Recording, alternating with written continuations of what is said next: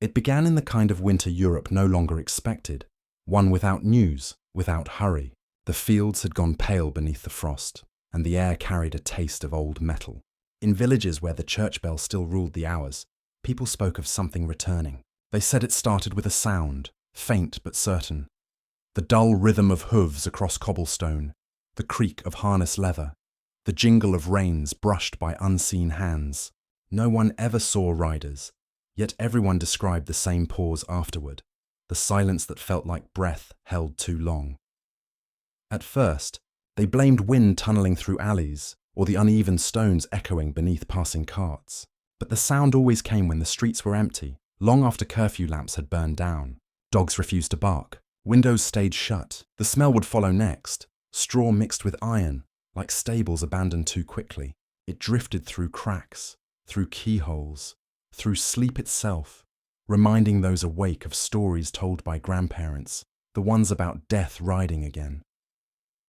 The old said the earth remembers more than men do, that when suffering is great enough, the ground keeps its own heartbeat. So when the hooves were heard again, they called it the land's memory stirring. In one hamlet, a farmer left oats outside his barn, a peace offering for whatever passed. By morning, the bowl was empty, and frost had melted in the shape of 4 perfect hoofprints. No plague had come, not yet. But something invisible began to move through the air, a tension older than fear, quieter than prayer, and as the villagers leaned from their shutters, listening for what wasn't there, the night itself seemed to inhale.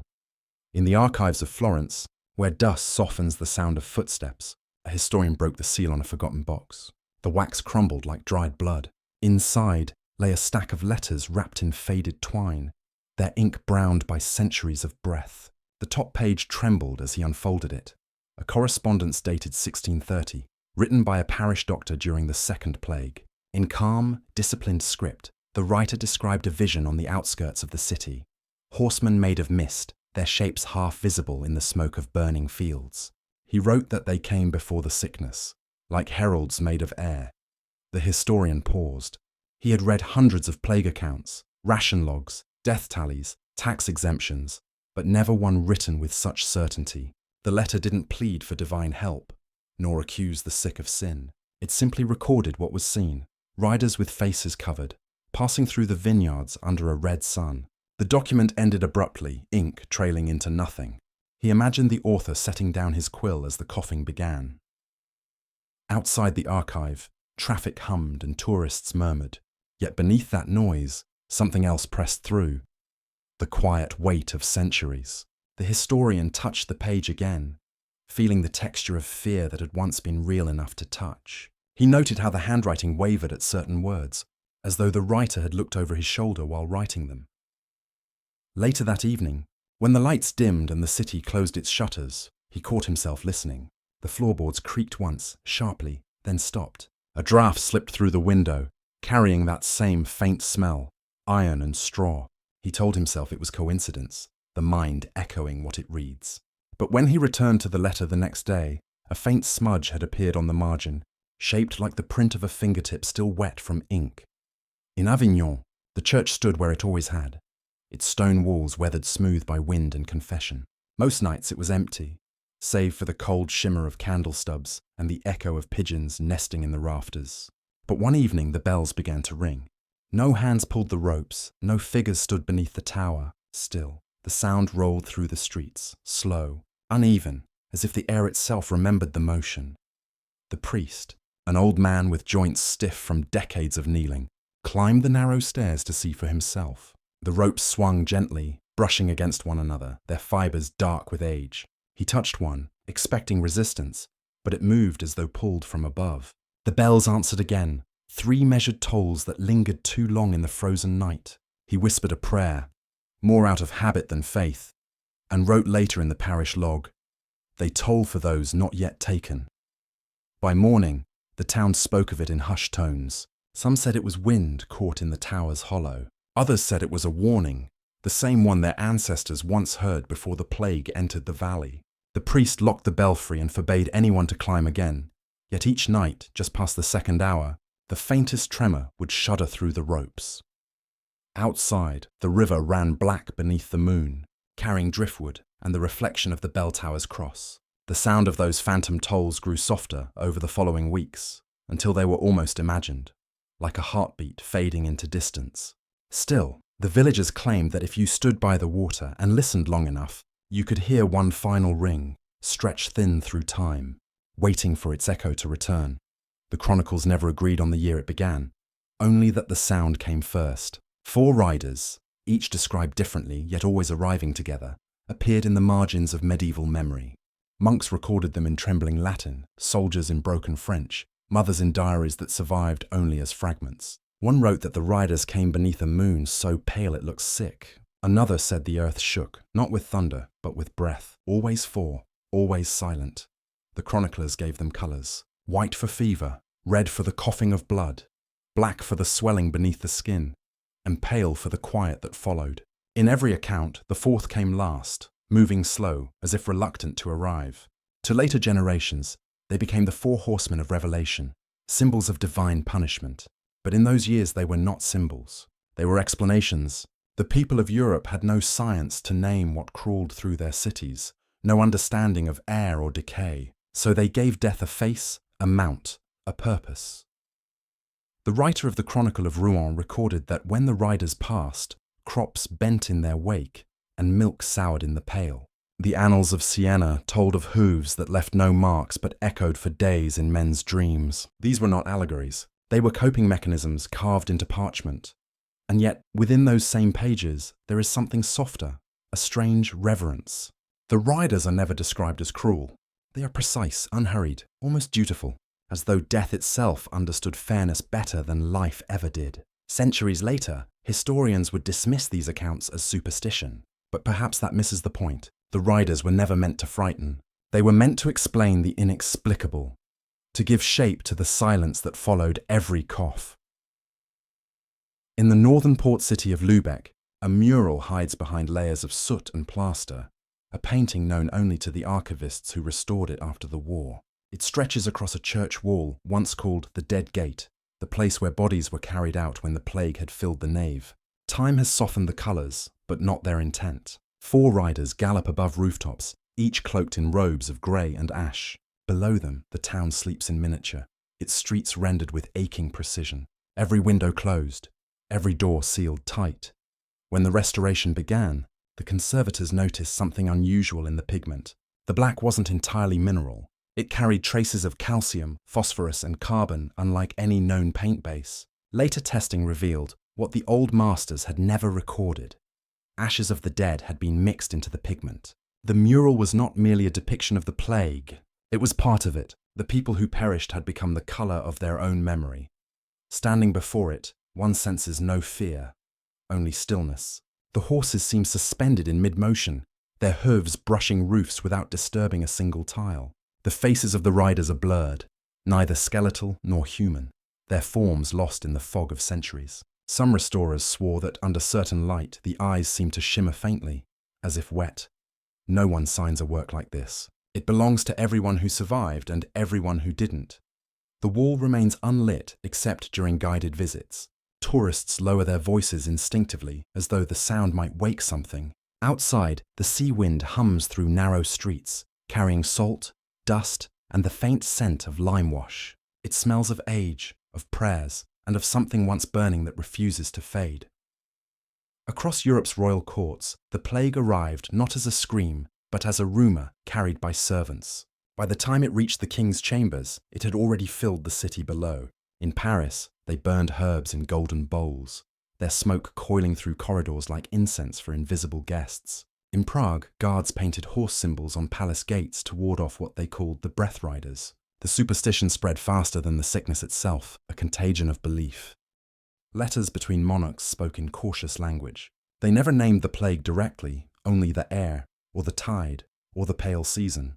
One queen wrote that she could smell death through the marble. Another ordered her mirrors covered, claiming reflections carried contagion. Even as physicians advised restraint, fear disguised itself as ritual. Courtiers placed sprigs of rosemary beneath their tongues during speeches. Priests swung censers in endless circles, their faces hidden behind veils soaked in vinegar. In London, a chronicler noted that the king refused audiences for 50 days. His meals left at the threshold of his room. He slept surrounded by candles arranged in a ring, a circle of fire to hold back what none could see. The servants whispered that he prayed not for survival, but for delay. Each morning, he asked if the bells had begun tolling in the city. Each night, he listened for hooves beyond the walls. When the plague passed, statues were erected to honor divine mercy, but the riders remained etched in the margins of royal journals. Small sketches of horses in the corner of prayer books, hooves drawn mid-motion. Fear had moved faster than infection, crossing borders with the same precision as diplomacy. In their need to control the unseen, kings had learned what peasants already knew. Death does not bow. It only pauses between kingdoms. Early physicians spoke of the plague as though it moved like water, flowing unseen through streets, pooling in low air, drifting with the wind. They called it miasma, the bad air. To them, sickness had weight and direction. It clung to corners, hovered above wells, slipped beneath doors like fog seeking rest. They mapped these invisible rivers with candles and smoke, trying to trace where the next tide of death would rise. In the narrow lanes of Venice, watchers stood at crossroads, studying how the smell changed with each gust. They swore the wind carried whispers, that the sound of it thickened before new cases appeared. The plague was not just disease, it was presence, something that breathed differently. Merchants hung damp cloths over their windows, believing the wet fabric would catch what the air concealed. Mothers buried herbs in the thresholds of their homes, praying the scent might confuse whatever spirit hunted breath. Centuries later, their methods seemed naive, yet strangely human. The attempt to chart the unseen revealed a deeper truth. People needed to believe that death obeyed a pattern, that it flowed where one could at least imagine a current. In monasteries, monks recorded weather patterns beside mortality lists. They noted which way the smoke bent during prayer, which alley held the stench the longest, and when the winds finally shifted, they said the sickness had followed. Modern science would prove them wrong, but not entirely. Air does carry more than we understand. Dust, pollen, fragments of the past that settle on our skin like quiet reminders. In those years, the people of Europe learned to watch the movement of nothing. To them, the plague was a river without water, a tide without sea, and the living stood like islands within its flow, breathing, waiting, hoping the current might pass them by. They said the sound came before the smell, the slow grind of wood and iron wheels, the rasp of ropes pulling weight through narrow streets. The plague carts moved at dawn, when light was too thin to show colour. Men wrapped in layers of cloth trudged beside them, faces hidden, breaths shallow. Their task was simple: gather the bodies before the city woke. Yet every morning, one cart returned lighter than it had left. The men said it was the air stealing from them. One of them, a labourer named Orso, kept a record on scraps of parchment. He wrote of the silence that came when the cart stopped moving. The air would press down, thick enough to taste, carrying a faint sweetness of decay mixed with vinegar. It is the stillness that kills, he wrote, not the plague. He noticed that when wind moved, they stayed healthy. When nights were calm and the air hung heavy, men fell coughing by morning, so they began to fear silence itself. After weeks of work, Orso swore he heard something beneath the creak of the wheels, a rhythm, soft and steady, like hooves pacing beside them. The others laughed until they too began to hear it. Sometimes ahead, sometimes behind, never seen. When the coughing worsened, they left their carts unburied and fled toward the fields. The sound followed for a while, then faded into the wind. By the time the next cart arrived, only empty streets remained. The logs note no uprising, no theft, no violence, just absence, as if the air had gathered them whole. Centuries later, historians would call these stories delusions, auditory artifacts of fear. Yet in the margins of Orso's notes, faintly inked between the lines, was a single sentence: "When the silence walks, hold your breath." In a dim Florentine workshop, lit only by angled sunlight, a physician named Matteo Alighieri spent his life chasing a pattern in the darkness. He believed the plague moved with the shadows, that death followed the shape of light as it bent across stone. Each morning he marked the walls with thin charcoal lines, recording where the sun struck and how long it lingered. By evening, he compared his maps to the city's death rolls, convinced that the longer a shadow lay still, the faster sickness spread there. To his peers, Matteo was both brilliant and broken. While others searched for herbs or divine favour, he charted geometry, measuring despair with a compass and thread. His apprentice wrote that Matteo spoke to the light as if it were a language. "Every ray carries a story," he would say. "It tells us where the dying will stand." The maps he left behind resemble constellations, inked intersections of sunlight and loss. Some lines end abruptly, as though the pen fell when the coughing began. When the authorities sealed Florence's gates, Matteo moved his experiments indoors. He placed mirrors opposite the sickbeds, watching how the reflected glow dimmed when breath grew shallow. He believed the plague dimmed light itself, feeding on brightness. His final entry reads, "There is a color the living cannot see, the shade between gold and dust. When it touches you, the body forgets its own weight." Years later, his papers were found sealed in wax, their edges blackened by candle flame. Scholars dismissed them as madness, yet could not deny their beauty. The drawings glowed faintly where graphite caught the light, a map of human fear rendered in perfect symmetry. Matteo never cured the plague, but in his devotion, he revealed something profound, that even in dying the human mind seeks order, searching for light's reason inside the dark. It began with a rumor whispered among the tram conductors of Prague in the winter of 1938. An empty car, they said, glided through the city long after the power had been cut, its windows fogged, its lamps faintly glowing. No passengers were ever seen inside, yet the wheels rang clear against the rails, echoing like hooves on old stone. The tram never stopped, never took a route marked on any schedule.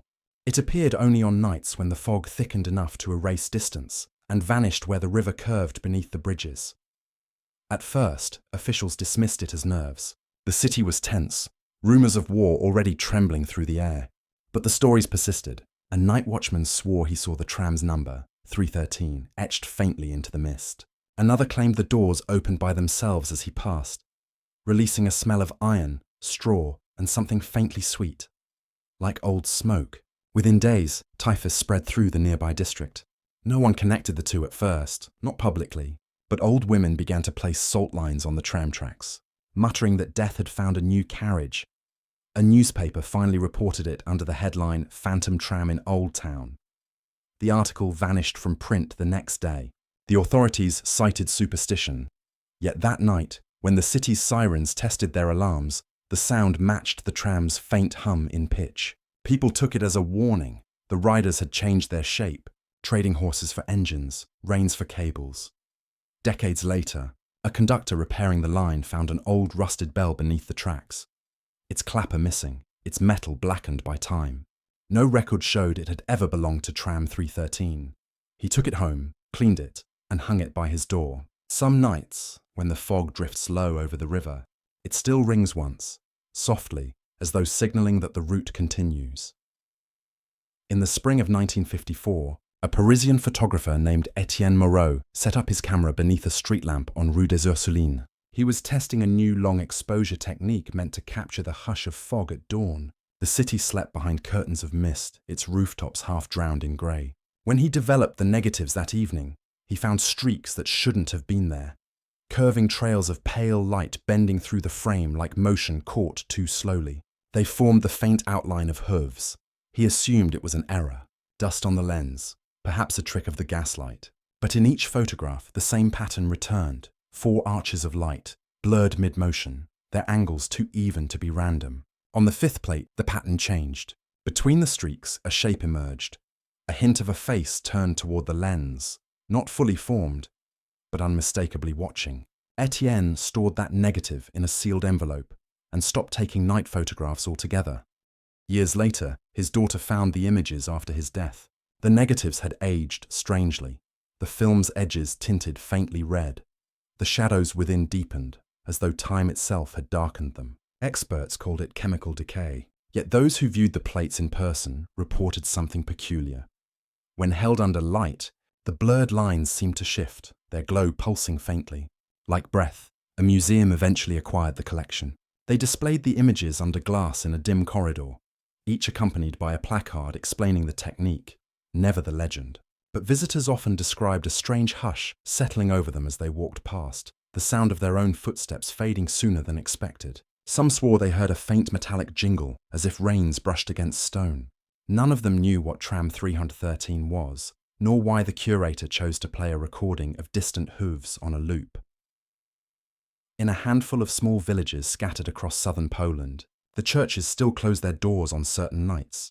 No one speaks of it directly. They simply say, "It is not a night for prayer." Outsiders think it's an old superstition, another remnant of peasant folklore. But to the locals, it's tradition born of memory.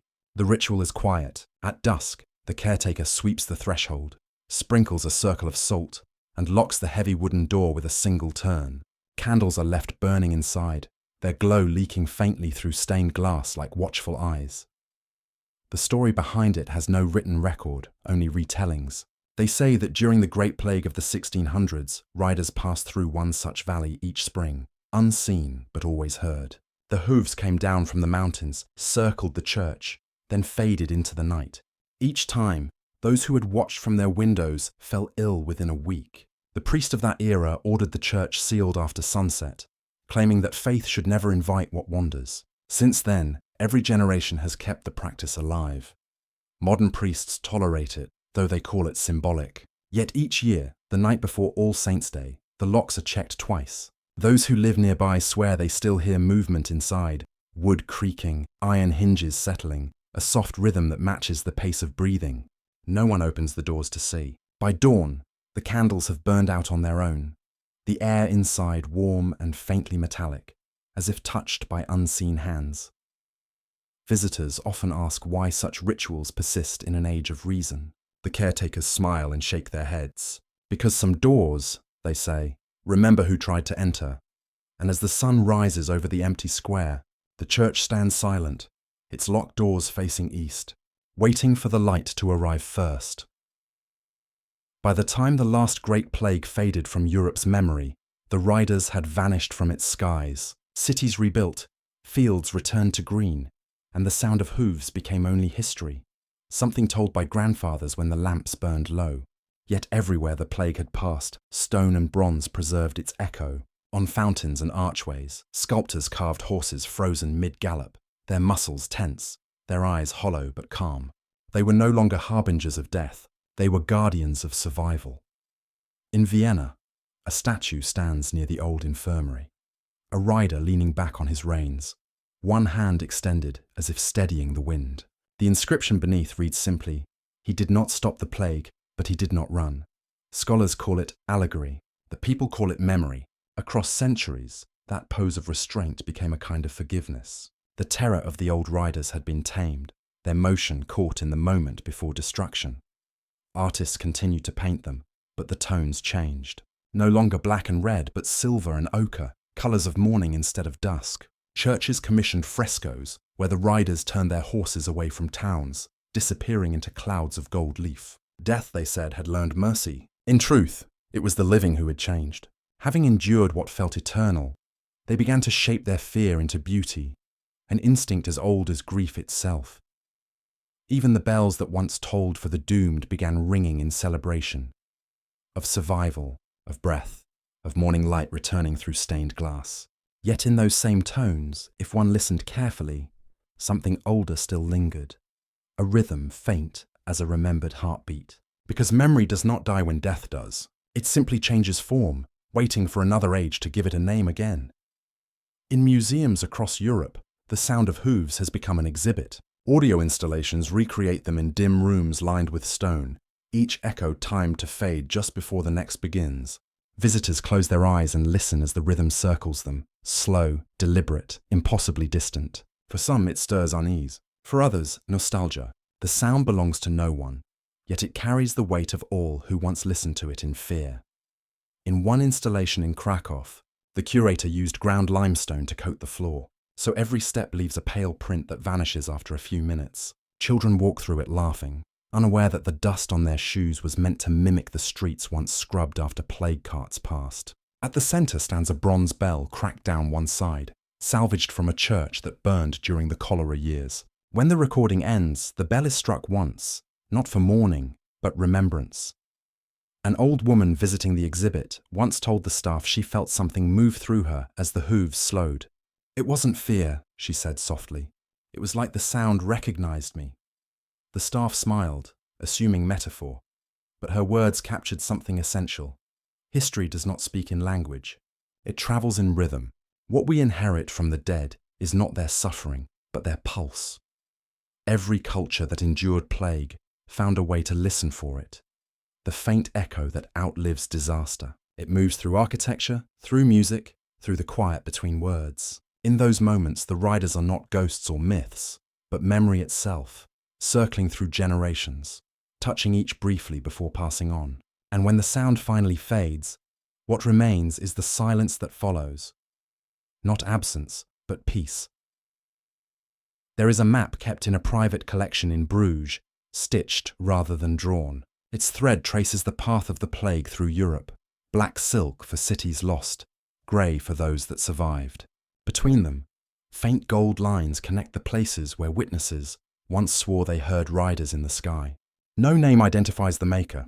The linen smells faintly of smoke and lavender, like something once folded against a dying chest. When spread across a table, the map looks less like geography and more like memory.